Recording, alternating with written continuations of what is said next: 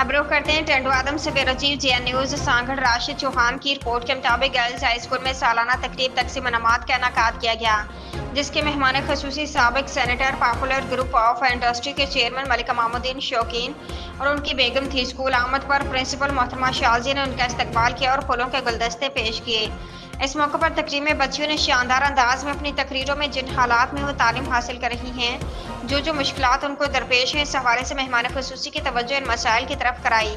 Principal ने भी अपनी तकरीर में हालात वाक़यात स्कूल को दरपेश मसाइल बयान किए।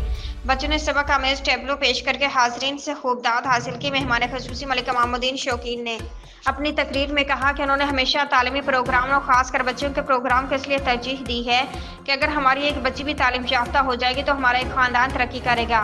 मुझे एहसास है कि देही इलाकों के बच्चियों के स्कूलों की क्या सूरत हाल है। अगर मैं चंद माह कबल इस इलाके का दौरा कर चुका तो इस इलाके की हालत के हवाले से ज़रूर बहुत कुछ कर सकता था। अब मैं मुंतखब नुमाइंदों की तवज्जो ज़रूर इस तरफ कराऊंगा। उन्होंने बच्चियों पर जोर दिया कि आज जापान बांग्लादेश हमसे ज़्यादा तरक्की याफ्ता, तो इसकी बड़ी वजह इन लोगों की अपने मुल्क और कौम के साथ सच्चाई है।